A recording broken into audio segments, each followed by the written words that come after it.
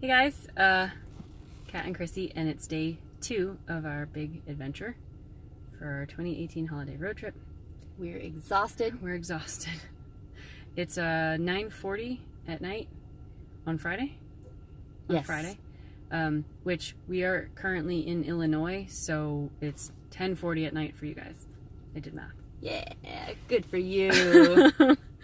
So we started the day at 4 a.m. ish. We had taken a little nap and a rest stop in New York State. We both pulled over and tried to conk out at the same time, but it was cold and uncomfortable in the car, and so we have some stuff to figure out for the next time that happens. There was lots of light coming in and trucks were going by and it was uncomfortable and the dog was snoring. It was brutal.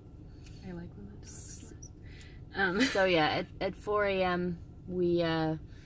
I packed up and hit the road. She's a trooper. Yeah. Yeah, so she drove us through the rest of New York and into there's a little piece of Pennsylvania in the middle of, it doesn't matter, and then into Ohio, and she drove us all through Ohio. We drove past the city of Cleveland. She saw Lake Erie. It was the first time she'd ever seen a Great Lake. It was amazing. It's it looks huge. just like the ocean, and the water is so beautiful. Like, even with the gray skies and the rain, it was gorgeous. Yeah, we haven't seen the sun since we left Boston. Sure haven't. Like the rain, I feel like, has been following us. It's just the sky is the same shade of gray, and then it's either... I feel like we've actually been following it. Yeah, it's been like slightly ahead of us, which is not bad. But yeah, it's been either like misting or foggy out, or like pouring rain or snowing. Like, it's just shitty, gross, yucky conditions, and it's cold and bleh. I'm like, why didn't we just book a flight to Key West? Like, this is ridiculous. But no, we're looking forward to seeing Caitlin. We're gonna have a good time, and today was awesome. Today was awesome. Amazing. It was amazing. So Chris took over driving when we were about halfway through Indiana, I think, and I've finally gave it up, threw in the towel. So she drove us into Illinois because I trust her more with city driving than I do with me, because I probably would have had a total panic attack meltdown and been like, oh, where to go? So I'm really happy that she's willing to take those inner city drives. So we found parking and we got the dog. In Chicago. Yeah, in Chicago. And what time was that? We got into Chicago at like, I want to say 4 or 5. Yeah, it was still kind of light out because we came over a ridge. Like, she was sleeping. Oh, that's right. And we came over a ridge on the highway, and like I had to shake her really hard to wake her up. And I'm like, Kat, you gotta look, because the Chicago city skyline was sort of coming into view, like looming over us, and I wanted her to see it. So yeah, that happened I think at like 4:30, and then by the time we found parking, it was probably 5 o'clock. Yeah. So we found parking, we got the dog all situated and squared away, we got all bundled up. Well, I got all bundled up. This one, the fashion queen, wanted to wear jeans with holes in them. Sorry, super tired. I'm gonna need to do some shopping. Yeah. So I brought some extra sweatshirts, so tied her over till then. I don't know why I thought like vacation equals warm, so I didn't pack anything warm. I have snow boots, snow pants, sneakers, like 8 pairs of socks, like 16 pairs of underwear. Like, I was prepared for this trip. I have lots of really pretty shoes. So we got as bundled up as I could get and as she could get, and we got Drogo service dog vest on, which I know is a big no-no, but he's Drogo. Yeah, it's fine. So we headed up to the street, and the very first thing that we see when we get up on the street is the common across the way, and it's got this larger-than-life tree, and it's bedazzled in lights, in colorful lights. It's Millennium Park? Millennium Park, yeah. Absolutely incredible. So we get up to the park and the tree, and we're taking selfies in front of it and taking pictures of the tree, and I'm taking pictures of other people. So touristy. Yeah, so touristy. And at one point, like, the security people in the park came up and they were like, oh, no dogs in the park, and so we were like, oh, he's the service dog. And they were like, oh, okay, sorry, and they kind of backed off, so that was nice. So I had to, like, tell people that they couldn't pet him for the rest of the time that we were walking around the park. Like, he's on duty. He's working. And Drogo is like, no, I'm not. Do you have cookies? Pet me. I'm like, get over here. So yeah, we saw the tree. We took lots of pictures. I'm sure you guys will see those on our Facebook page. And then right behind the Christmas tree is the bean, the Chicago, the most notable sculpture in Chicago. It's we found out it was called the Cloud Gate. Yeah, the Cloud Gate. But you know, it's like the big reflective silver bean-shaped sculpture. And it's awesome. Yeah, it's so cool. It's incredible, and there's lights shining down on it, and there's people all around it. And just down the stairs in front of it is this huge ice skating rink. So you see like all these people like from Chicago, from all over the place, just all ice skating together. Again, I have a ton of pictures of it. It was so picturesque.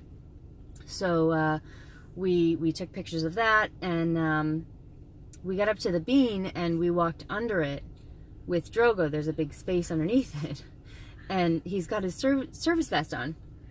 So he's supposed to be behaving. Supposed to be, yeah, like really well behaved. He was pretty good for the most of the time, and then, yeah. So we get under it, and he looks up and he sees his reflection, and he's looking at it, and his ears are up, and he's like, "What is it? What is it?" Like, he's super curious. He's seen his reflection so many times in mirrors and windows and stuff, but because the curvature of the bean, and it was like above us, and then the curve sort of comes all the way down to the ground, I think that he just was like, there's a dog flying or something, like flying upside down above us. Like, he was so confused. And he did like the head tilt ears up thing that dogs do when they hear a funny noise, you know, like, how do I, and then he barked really loud at his own reflection. This like service dog with his service vest on, who's like, nobody can touch him, leave him alone, barks really loud and like is just staring at himself, and I'm like, not professional. I was so close to being like, she's having a seizure. Somebody do something. There's a magnet around here somewhere. She's got an iron lung. He senses it. It's not how that works. That's the bark. It's not what an iron lung. Anyway, yeah. So then it was time to leave the park. Yeah. After that, we had seen all the things. We were good. We're like, let's go. Yeah. So we walked down, the park is on Randolph Ave, so we just walked down Randolph Ave. And then proceeded to get so lost. We were following lights. I was thinking that being in Chicago in December was going to be super depressing, because the last time I was there was summertime and it was amazing. And so I was like, oh, it's going to be tough because it's a really cold city. It's the windy city. The wind is like biting. It's so cold. There's not going to be anything to see. And I totally forgot that it was going to be all lit up for Christmas. There were Christmas lights on every tree, and not just like the way they wrap them in Boston or throw them over branches in suburbs of Boston. Like, no, they like put any like juncture where like a branch became another branch, they stuck a light in it. So many lights. Kat was like, aggressively placed it. Kat was like, they must have started this in July. I'm like, I know. There's crazy. Like 8 gajillion lights on one tree. All of them are lit up everywhere. And then on top of that, they have spotlights shining on all the buildings that change colors. So for the Christmas season, they're all red and green. So all the buildings are lit up red and green with like gold accents and Christmas lights, and the lights are on, and it's just absolutely beautiful. Like, it was just stunning. And the architecture in Chicago is stunning anyway, you know? So we followed all the Christmas lights, and we ended up in the theater district, which is down at the other end of Randolph Street. And so not only are there Christmas lights, but there's the regular lights, the marquees that light up and flash, and there's, you know, all the crazy like old school giant light bulbs that are, you know, go around. Just, there's so much to see. It was like sensory overload for the two of us. We're so ADD, and we love lights and colors so much. Well, by this time, this one is a little icicle. She can't stand it anymore. We have to duck into a little bakery, the corner bakery. So we head in there, and with the dog, and we got some soup, and we got a sandwich, kind of warmed ourselves up, and she looked up some events that were going on in the city and just things that you can do to walk around. And we found this little fair going on like a block and a half away. Just like, what was it called again? It was like, I'm not even gonna try to pronounce it. Christkindl Market, Christkindl Fest. Yeah. It was like a little Austrian or German outdoor Christmas market, and we just happened to stop in a bakery that was a block and a half away. So it was a quick, easy walk over there, and it was just like this outdoor. Sorry, the battery's dying. It was like this outdoor Christmas market with all these booths, but not just booths, like there were big long tents too, that each tent was a different store, and like one of them was like a beer and hot cocoa place, and then people would go buy beer in there, and then they would come out and walk around the market like outside with beers in their hands, and they were drunk and they loved Drogo, and it was crazy. And I was like, there's beer in there, we gotta go. But there was so many people, and like Drogo was getting stepped on, and he couldn't keep track of me, and he was behaving so well. He was being such a good boy, and he was just like getting trampled. So we're like, all right, there's way too many fucking people here. It was beautiful. There was so many smells. They had crepes, and what were the things that you saw? The things that you were like, They had wooden like carvings and ornaments, and they had strudels. That's what you saw. Strudels, yeah. The foods. They had lots of foods. Incredible. I was focused on foods. Yeah. I'm hungry. Yeah. Anyway, yeah, the crepes and strudels, and yeah, then the hand-carved ornaments and the mask, the Krampus mask, that was really crazy and that's creepy. right. Just lots of really unique, cool things, and everything's lit up, and everyone's cheerful and in the holiday spirit. And we were just kind of like, oh, like we just kind of forgot that Christmas was happening, you know, like because it's such a strange, out of the ordinary year for us, Christmas-wise, and we're doing something so different. Like, I guess we kind of forgot that like the rest of the world is still doing it the same way. So it was just, it really put us in the holiday spirit. Like, it sounds really cheesy, but we were just like, It was magical. it was magical. It was really cool to see and walk around in. So we walked around that. We saw all sorts of fun stuff there, all sorts of great smells, and all sorts of great, creative designs. Just, it was amazing. And then we left. Drogo's sleeping. I was very tired. And he's having a dream in the back. You walked around in the freezing cold for a very long time. Upstairs, downstairs, across bridges, in vestibules. So good. And he's kicking and whining a little bit in his sleep now. He's dreaming about chasing Krampus across the Crystal Kind Market. Anyway, sorry, go on. Yeah. So we left the market because, like she said, it was just super packed. We were just both like, Yeah. And we're done. Yeah. So then you found the river walk, right? Oh, yeah. So we, again, it was a few blocks away, and it's where you can actually go across the bridge and down a set of stairs, and there's this beautiful pathway, and it's got all sorts of like art and sculptures, and it's beautifully built. It's perfect for walking on. It's not up and down. It's super flat. That just follows the river. And like the Chicago River curves, very sort of gracefully through the middle of the city, and all the best architecture, all the most beautiful buildings are built right along its banks. So this river walk, and there's tons of bridges, that connect each side of the city, so you never have to like worry about it. There's tons of bridges. But it's cool because every time you sort of go around a corner on this walkway, you get a different view of the city because you're looking at it from a different angle, so like when we crossed over the bridge originally to go down onto the river walk, we were like, wow, look at this view, and we took a bunch of pictures because it was gorgeous. And then by the time we like had gotten further down the river and chosen another bridge to go up, the whole view was totally different. Like, it was just stunning, which is why we got lost. Yeah. Because there's a lot of bridges. And we're like, which one did we? No, we crossed that one. No, we don't have to cross again. No, we do. We backtracked like 4 or 5 times, just going back and forth and back and forth. We're trying to navigate based on the view. We're like, no, this is what we saw. Yeah. Right? No. Which way? And it was Where's cold. East Randolph? Like, we kept like ducking into vestibules of apartment buildings with the dog to try to like warm up our fingers enough to figure out on our phones where we were. And it was amazing because as soon as I walked out of any vestibule and back into the freezing cold air, it was just like my butt cheeks and thighs went numb again immediately. Like, these jeans are not even like, they're like leggings, like they're like stockings. It was freezing cold, but I looked amazing. Like, the pictures came out really good, you guys. Wait till you see them. Really what matters. That's what matters. Yeah.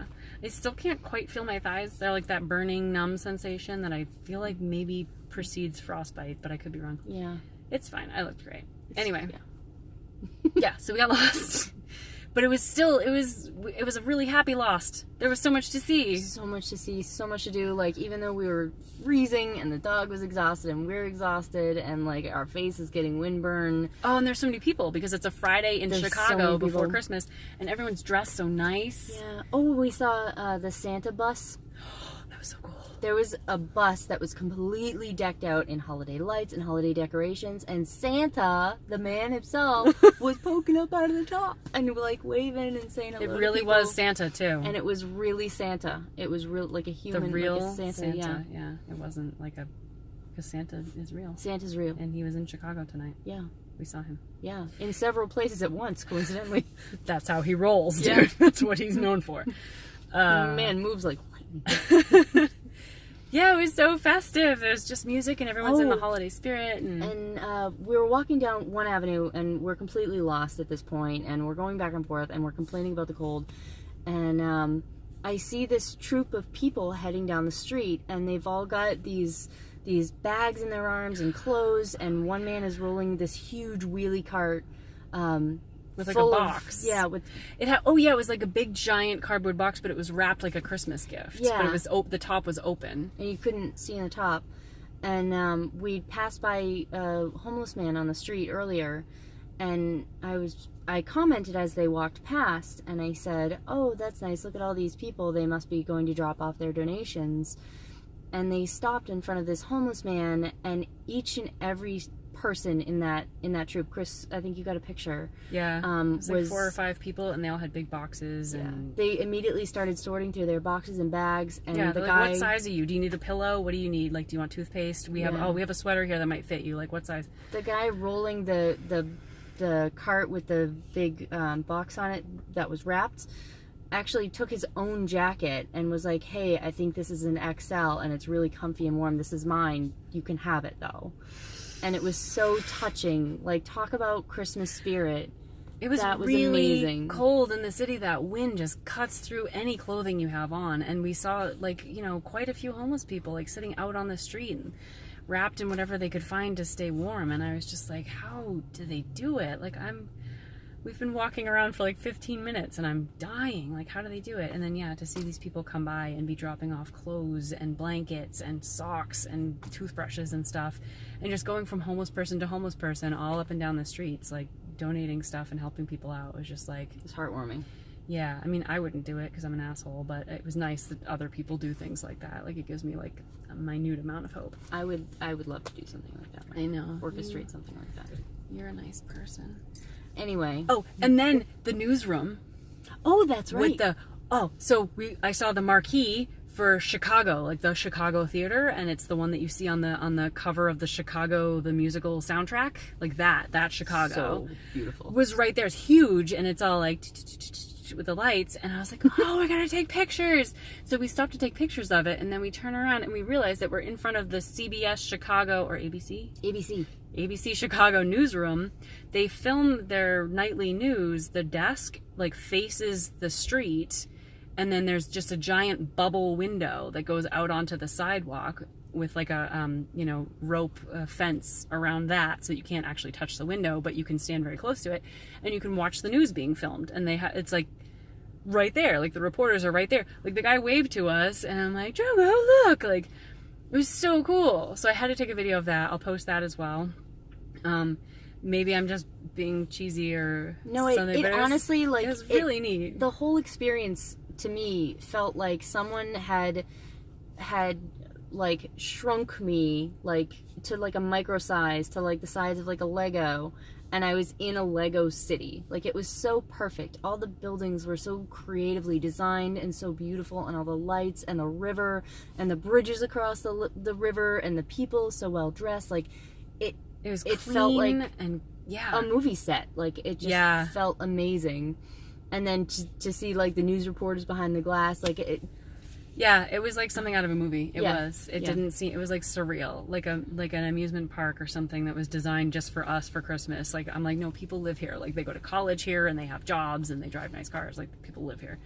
But it was just so beautiful. Like, it's obviously a well-designed city, which when you're from Boston, like, it's a totally new planet. It's a foreign concept to be in a city that was like laid out with some sort of like forethought.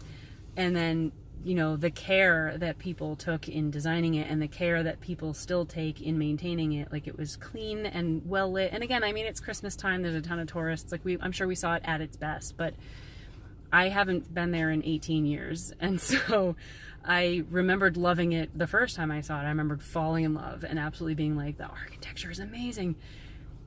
But coming back, remind me to scratch the word amazing off my vocabulary, because I keep using it and it's like losing its power. Anyway, It's fine. I'll get a thesaurus. I'm tired. Anyway, it was just grand, incredible, fantastic, terrific, just absolutely beautiful. Superb. I'm so glad that I got to go back and that it was everything I remembered it being and more. I'm so glad that Kat finally got to come with me. I'm so glad that you loved it as much as I do. I fell in love with it. Like, as soon as she woke wants me to up, live there. she woke me up to see the skyline when we were entering the city, and she scared the bejesus out of me. But, you know, because I was like, oh my God, we're going to die. Like, this is it. But no, as soon as I saw that skyline, like, it was just, I was awestruck. And then when we got into the city, it was just like true love. It was true love. It honestly, yeah, it felt like it was a movie set. Like, it almost felt like this city itself was like ready for our arrival today. Yeah. And like everybody was just like an actor, and like things were staged to make everything perfect. Yeah. Like, it was the perfect amount of getting lost. It was the perfect amount of freezing our asses off. Like, Yeah. There was something new to see around every corner. it and was beautiful. It's so colorful. The projections on the side of that one building where they were doing like this Oh, crazy that's like right. light dance that would like culminate into like a bubble and then a snowflake and then waves and then like Christmas trees. So cool. It was so pretty. We're cold. We gotta go back. She's like, yeah, let's go back. And then like I saw that out of the corner of my eye. And I'm like, Kat, look at the thing. And we had to stop and just be like little kids, you know, like, it's not like high tech or anything. It's just a projection on the side of a building. But man, was it beautiful with everything else we had seen. It's just so cool. So I'm really, really glad that we got to do that. Thank you too. so much for coming on this road trip with me. I'm so happy that all these places that I've talked about and been to and wanted to come back to, and places that I want to see and haven't been to, like Salt Lake City, that we're going to see all this together. Like, I am so excited to share this with you. I've been waiting for this for a really long time, to take a road trip with you. And, you know, we were talking earlier about driving and like seeing a city, and even if you can only see it for like an hour or 2 hours and just get the general taste of a place, like, it's worth it. It's worth it to just go in. Like, we spent what, like 3 hours there? Yeah. And just walking around and getting lost and seeing the sights and seeing a couple of like different festivals and the Riverwalk and stuff. And Yeah. it was, And now we know we want to go back now we know we want to go back. and spend time there. And yeah, and I was saying that, like, my road trips, that's how I roll, you know? Like, there are certain cities that I want to spend time in, that I either have friends in that I want to go visit, or there's an event going on, or there's just stuff that I really want to see, so I'll stay overnight and spend a weekend or whatever. And then there are other cities that just happen to be along the way, and since I've already driven 36 or 47 hours or whatever to be there, I may as well stop and see them. And so my road trips, I cram in a lot of stuff. Like, there's a lot of stops. There's a lot of, like, we gotta go now, driving in between to get there before 3 a.m., you know? And other people are like, oh, I don't know how you do that. Like, that's a lot of, like, getting into and out of the car, and why bother stopping in a city if you don't have time to see it all? And it's just like, why wouldn't you? It's right there. Like, when are you going to have a chance to be back in Madison, Wisconsin, you know, or Portland, Oregon? Like, unless you're going there for a specific reason, if you're near it, why not make a detour and spend, even if it's just 45 minutes? Like, I spent like 45 minutes in Madison, Wisconsin, and now I know that's not a place I want to go back to. It was lovely. It was a really lovely place, full of hipsters, great coffee, plenty of consignment stores. You know, the University of Wisconsin-Madison campus was really pretty. I got some great photos in front of the fountain. Everyone was really friendly. Everybody smelled like patchouli. But now I can tell you that. Like, now you know, like, that was my take on Madison, you know, and I know that if I'm ever in the area again, maybe I won't make the detour, you know? So to me, it makes sense to just bop around the country and see what there is to see. And I'm so happy that you feel the same way. I'm so happy that you're on board with my crazy road trip itinerary, and that our first stop was a total success, and you're like glowing, like you're so excited. And now, okay, we're getting into like the lengthy video line. So real quick, next stop is Devil's Tower, which we had planned. We're going to try to see a little bit of Yellowstone on the way. It's kind of like we'll meander as much as we can, but the park might be closed. But we will go see Devil's Tower because that's open and it's awesome, and getting there is a beautiful drive. And then it turns out that from Devil's Tower to Salt Lake City, which is our next stop, right smack dab in the middle is a place called Riverton, Wyoming, which is where... the woman who bought Sunny from me, who was my first horse as a child, my parents bought him for me. I rode him, I trained him for 4.5 years, and I sold him to this girl, Alicia, and she lived in New Hampshire at the time, and now she lives out in Wyoming with her husband, and in Riverton, Wyoming, and so I get to see my boy again after... Yeah, her horse. How old were you when you sold him? I was maybe like 15 when I sold him, and I think Alicia was maybe 12 or 13. And you're almost 30 now. Yeah, so he's about 25 or 26. Yeah. He's older. He was a cute black and white horse. He was very spunky. He was Kat's first horse, and I rode him plenty of times. He was a really good horse, and it was tough for Kat to have to sell him, and it was really tough to find out that he had moved from New Hampshire, where he was kind of accessible, out to Wyoming. And so Kat just sort of on a whim just earlier today was like, oh, I wonder if we'll be near where Sunny is. So she pinged his new owner, Alicia, and she said she gave the address, and we found out that it's exactly on our route. Like, if we don't drive by her house, it'll be a miracle. Like, it was meant to be. Yeah. We're going to go. So really we're going to go excited. see Sunny, and I will definitely film that because she's going to be... Oh my God, I'm going to ball my eyes out. It'll be fun. But now we're getting to a lengthy video, so... Sorry, yeah. So now it's a little after 10 o'clock, and we're going to get back on the road and try to make as good a time as we can to Devil's Tower. I'm just going to drive until I can't drive anymore. And then we'll try to switch, and if not, we'll take like an hour nap or something and go on. But I want to get there as soon as possible. So I think it's like a 16-hour drive from here. Totally doable. Yeah. So until we have more to report, that's it for now. Thanks for listening. Sorry for the length of the video. I can't say that the next ones will be shorter because we've got a lot packed into a very short amount of time. Yep. All right. Love you. Love you guys. Happy holidays. Merry Christmas. Happy holidays. Bye.